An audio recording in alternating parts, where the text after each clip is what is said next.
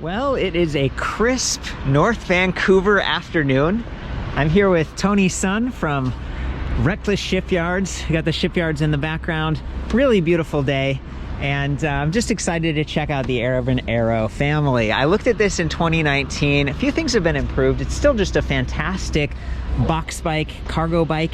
One of the best, actually. And keep in mind, this is a two-wheel electric cargo bike. There are some that are three-wheel. This gives you a little bit more maneuverability. It's a little bit lighter weight, although it still weighs quite a bit. This is about 110 pounds, as you see here, maybe a little bit more with the kind of this canvas piece up here. Very cool accessories. We'll get into that a little bit later.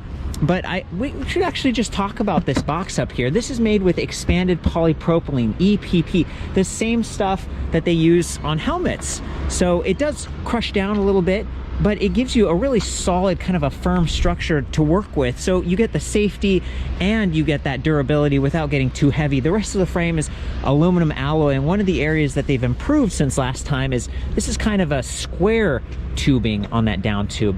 Before it was more circular, so I think this gives you some improved strength. And then the motor's been upgraded a bit. The battery offers 25% higher capacity. The headlight is much brighter. The brakes have been massively upgraded with a larger 203 millimeter rear rotor. These are e-bike specific brakes, which is really nice given the weight of the bike. And all of the optional accessories have been refined a little bit. I want to talk about some of the features on this bike. Really nice, comfortable saddle. It's the Selle Royale Royal Gel with the handle in the back. I like that because given that this does have just one wheel up front, you can lift this bike and kind of pivot it back and forth. Really nice double leg kickstand here that was surprisingly easy to use. You just kind of hop on the bike, push forward, and it automatically stows. And when you're done, you just put your foot in front of it and pull back, and it just immediately gets in this upright position. Perfect for loading. You can see we've got two child seats right here, kind of a bench style with these 3-point harnesses. Very nice. And then there's this optional second seat which actually flips up.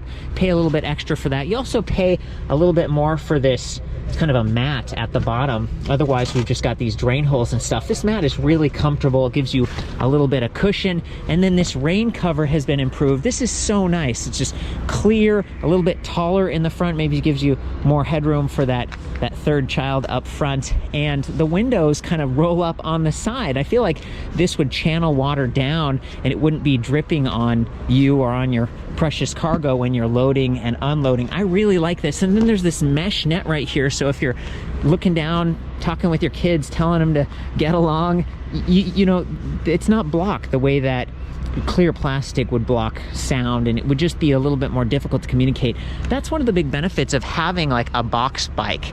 You can see your kids, you can see your cargo, and it's not just kids. I mean, they do have more of like a flat cover for this as well, almost like a tonneau cover for a truck or something. So you could be using this to carry groceries or other materials around town. This bike really can do a lot, and Urban Aero has a couple different designs. There's the compact lightweight Shorty. It's not as long as the family, but it still has an EPP foam box. Looks like it'd be good for, you know, kind of personal cargo getting around town, but it does fit one passenger up front. They kind of seat facing towards you instead of towards the direction you're going. You could also get the optional adapter and put like a little child seat in there if you wanted. And there are two other models that appear to only be available in Europe. There's the Cargo. It's very similar looking to the family. It just has a more secure box with like kind of a sturdy lid on it.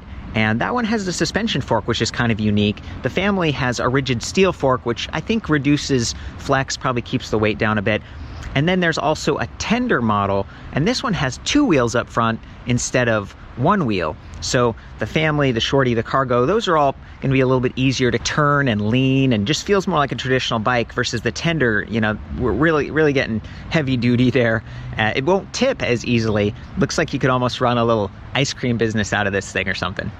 The way the steering is set up, it's very nice. As you turn the handles, that is communicated down through that rod, and then the front turns the bike. Interestingly, different size wheels.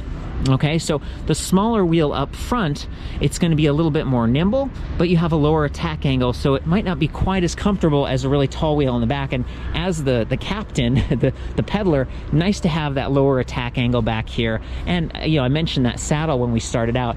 you could also get a suspension seat post here, 31.6 millimeters on that seat post diameter, and give yourself a little bit more cushion. But look at the handlebar. It rises up, it sweeps back. We've got these awesome ergon locking grips. Really appreciate those. I want to bring you back down to the front though. So, you know, this is a white model, but they also have a black color.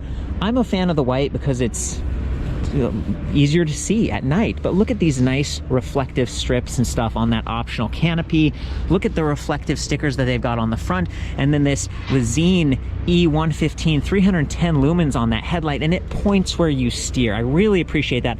I love that the tires have this reflective sidewall stripe, and they're a little bit higher volume. These are the Schwalbe Big Ben Plus tires, 20 by 2.15, so a little bit wider, gives you a little bit larger contact patch, more stability, quick release on that front.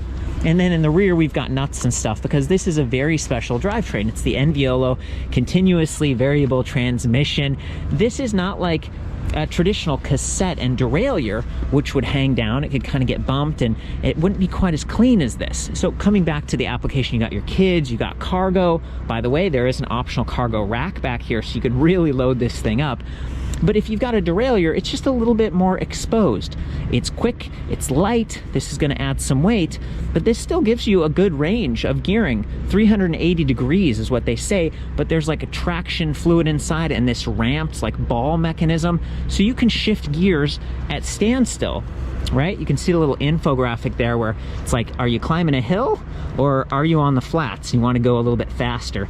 Very intuitive, very easy to use. And again, if you got your hands full with kids and stuff, really neat to see that. I appreciate it. But coming back to the dropouts, you know, we've got nuts and stuff, and then we've got just a single length chain here. There's again no derailleur or anything like that, and they've got this really great Hebie Chainglider, this plastic cover. It keeps it very clean. So to me, this whole drivetrain is very durable.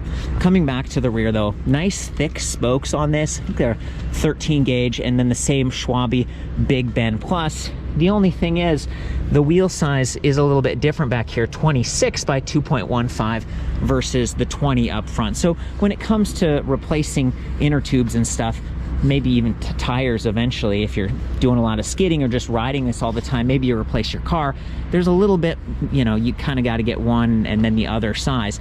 In terms of trade-offs with this bike, it's about $7,000, $69.99 from what I can tell looking around. That's a USD price. It only comes in one size, but if you look at the angle on this seat post, it's pretty angled. It's not straight up. So the higher you raise the seat, you're actually expanding your reach as well as your pedal length. So that's nice. They're doing what they can. We've got this highly adjustable Transact adjustable angle stem, so that's another way that you can kind of change the reach or the height on that. The accessories all cost money. So this is not stock. Obviously, we've got that rain cover. We talked about the bench seat, the little floor cover. There is a sun cover as well. If you're, you know, it's a hot day, it's really sunny and stuff, and putting sunscreen on the kids is, you know, it can be a handful right there. So they've really gone to great lengths to give you a whole lot of options. There's even an interface for like the Cozy Maxi. It's like a child seat adapter. So if you're starting out your family and you've got a really young child, you can use this for them, and then they outgrow that, you got the bench seats and stuff. Really, really great to see. But the biggest feature here is, of course, the drive system. Like, this is a heavy bike, 110 pounds. Getting started and feeling comfortable, like the bike isn't overwhelming you or out of control, is very important. So I'm not surprised, you know, they've stuck with a Bosch motor here. This is the Cargo Line 4th generation. Really great motor, up to 85 Newton meters of torque, very, very powerful, supports over 120 RPM, meaning you can pedal very quickly and the motor won't drop out on you. And most importantly, it's measuring your rear wheel speed. You can see a little spoke magnet here and a sensor. It's measuring your pedal cadence and pedal torque over 1,000 times per second. I mean, it's very sensitive. It even has shift detection, although on this particular setup with the continuously variable transmission, that's not really relevant. And the shifting, there aren't these like drops. It's very nuanced.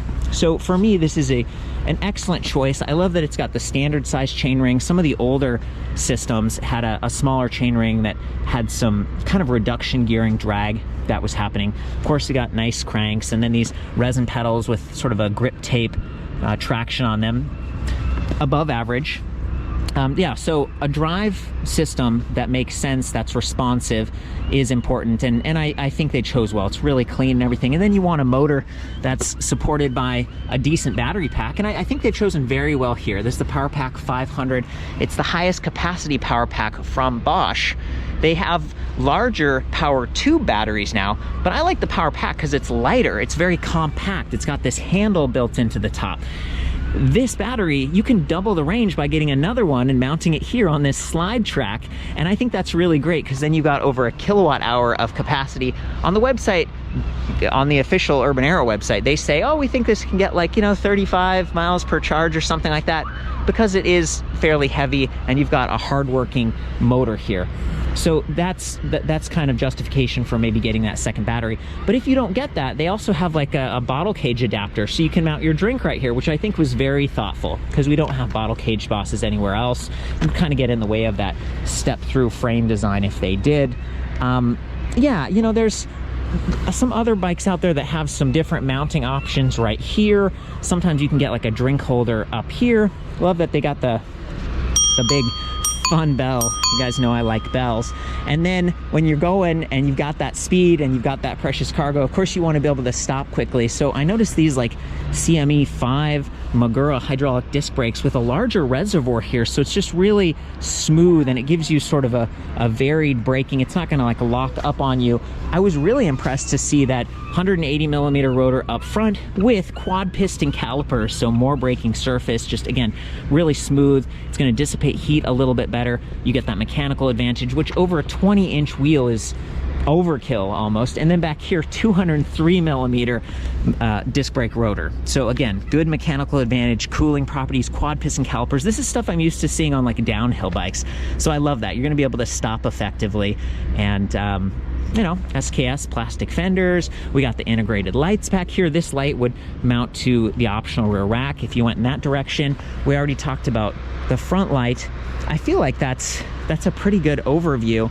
A lot of this is just, are you okay with a two-wheel bike, or are you a little bit more nimble type of a captain?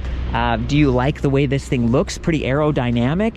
The narrower bike is going to fit through doorways a little bit easier. I mentioned, potentially getting high centered in the middle, but it's just not as wide as some of the other bikes. I do have the dimensions back at the full review, but not everyone's going to be able to fit it inside, and that's where the bike cover comes in handy.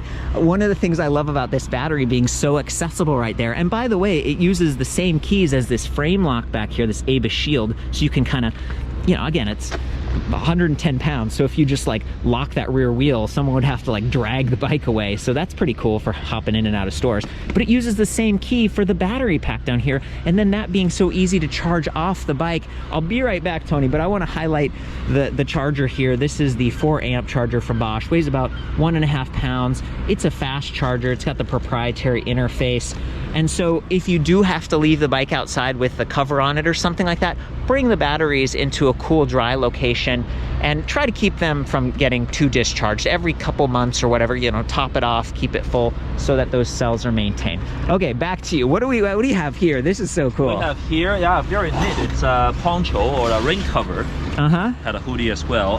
But what makes it really neat is it's Velcro seamlessly to the bike's rain cover.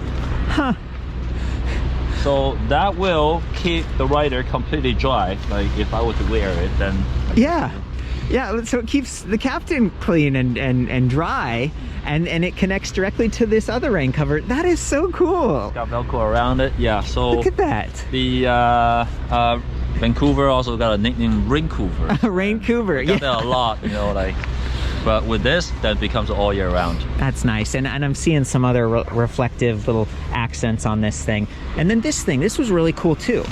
Yeah, lastly, just a little pockets, keeping the diapers or whatnot, right, on the side of the on the frame here. Yeah. Just like hangs on the metal, and then you've got this. Wow. Yeah. I like that. Very thoughtfully done. Good job, Urban Arrow. The other thing I want to mention is Urban Arrow is part of the Pon Group, and they're one of the biggest bicycle companies in the world. And they've got a really good warranty as a result. You got like a 5-year frame warranty, 2 years on all the drive systems, and then 1 year on all the sort of wear and tear materials, not including wear and tear, just, you know, kind of defects. And then there's a vast network of dealers, including, you know, Reckless Shipyards here, that basically you get the customer support you need and help installing some of those accessories, maybe even test riding it like we're doing today. So I don't know, just for fun, can you demo these things, like the frame lock? So we just rotate the wheel a little bit, hit the spoke. Yeah, so that locks the bike in place. And then the battery pack, we just use the same key here. Yeah, and that little handle, I mean, these are just really nice. And it's, can you show got the little charge level indicator on the side so we can see, you know, we're 3 out of 5 bars. There's the port at the bottom. And then this is that track where you can have a second optional battery right there. So that's good. You know, the weight is low and centered on this bike, and even the cargo, like your kids and stuff, this is trying to be low, and I think that's part of why they have a smaller front wheel. It kind of lowers that center point, and you can keep the weight lower. The only, you know, I mentioned this earlier, it's the only question mark is like, okay, you do have some lower hanging metal and stuff on the bike as a result of being cargo. And then this, did we release that? Oh, right, I just unlocked it. So it's just okay. The key shuts itself. And then one of the other kind of question marks, and I call this out frequently, it's like you can't really take the keys out of this unless it's locked. There are some other designs out there where you can take it out. This one, I think it's just kind of a European standard where it's like lock it every time and take your keys with you. So, you know, the reason I mention that is you've either got to have some dangling keychains like we have here, which could kind of, you know, catch on your pants or dress or something, or you've just got to have a key alone, which means it's going to be easier to lose in your purse and stuff. So my feedback to Urban Arrow would be like, you know, give us the frame lock where you could take the key out if you want to. Don't force us to leave it in all the time when it's unlocked. Okay, coming up to the display panel up here, we've already powered it on, and I think that's because we pressed the power button on the battery there. This is one of my favorite displays. This is the Intuvia. It is removable. You can take it completely off. This has been around for quite a while now. Bosch does have like the smart system and the kiosks and all these other things out there. You could upgrade this from like a grayscale LCD to the kiosks or the Nion if you wanted, but you can't upgrade to the smart system. That's like a whole separate thing, and it's like an integrated battery. I really like this, and I probably wouldn't change it. It's very large, it's viewable, it's got a little micro USB charging port on the side so you can maintain your phone or other portable electronics. It's adjustable angle, kind of swivels back and forth. And we've got a really nice button pad right here. So to boot this thing up, we would press the power button. We got some excited kids in the background. Press the power button here. It boots up pretty quickly. You can see those same 3 out of 5 bars. And that's one of my complaints. It's like, it'd be nice if that was a battery percentage, a little bit more precise. But whatever, you know, it's kind of, they make up for it because they have a range estimator. I'll show you that later. We've got our assist level over here. Right now we're in off, but we use the plus and the minus to give us more or less. So Eco, Tour, Sport, and Turbo is the highest. And then there's a little power chart next to it, which is empty because we're not riding. And then there's a little headlight icon, which is pretty cool. Sometimes you could turn that off by pressing or holding this light button, but other times the companies will force the lights to be on at all times for safety. And I think that's the case here because it's not really turning off. We've got the I button right here and right here, which cycles through some of our other readouts just below the current speed. So we're in kilometers per hour. Right below that, you can see, okay, we've got an odometer. We press the I button, trip distance. This time I'm going to press it over here. Clock, max speed, average speed, trip time, range. This is what I was talking about. So as I go through the levels of assist, I go down from turbo. It says we've only got 11 kilometer range all the way down to eco. Well, it goes way up to 25 kilometers. So you can use that to sort of estimate how far. It wouldn't be a ton of fun to get stranded with this thing with kids with no electric support. You'd really be happy that you had some gearing here. But it's still nice to just keep an eye on that, or maybe bring your charger with you so you can top it off. The 4-amp charger does a pretty good job. The lower half of the battery would charge in just a couple hours. Okay, let's keep going through range, odometer. So we cycled all the way back through. There's also a walk mode up here, so we'd press that. and then hold the plus button, and that will slowly move the bike forward. You can kind of walk it, which would be useful if you're crossing precarious terrain or something like that. All very standard stuff on this. If you want to set the clock or do some of the other adjustments in the menu, you just hold the reset and I, and then you can kind of cycle through here and change your wheel circumference, your language, your units. So again, we're in kilometers right now, but we could change to miles. When you want to get out of there again, you hold reset and I, and we're good. We're back to the front. You can't see it right now, but this has like a faint blue backlighting, so it's fairly easy to read whether it's bright out like now or at nighttime. With that said, I feel like maybe we can hop on this bike and do a little ride test. So Tony's getting himself all ready. He's gonna do a little ride demo for us so I can get the third person view. It's daytime and I can still see that headlight, you know, shining on the cement block over there. Really nice. Yeah, go for it, Tony. Definitely a very rigid frame, which is important. Yeah, and with that cargo motor, just the strength that you want. Hey, Tony, good job, man. Oh, it's really quiet too. And Tony was telling me that there's an optional belt drive version, which would be even quieter and cleaner. I'm a fan of the Chainglider, and he's demonstrating that turning radius. It's pretty good. You're looking pretty stable too. Yep. That's awesome. Is it all right if I hop on this and give it a go too? So he's stowed the kickstand, and I just kind of rock it forward like that. It's really smooth feeling. Just start pedaling. No problem. You know, it looks really big, which can be intimidating, but once you get on it, you know, it's fairly stable. It feels very good. There we go. And the motor is really quiet too.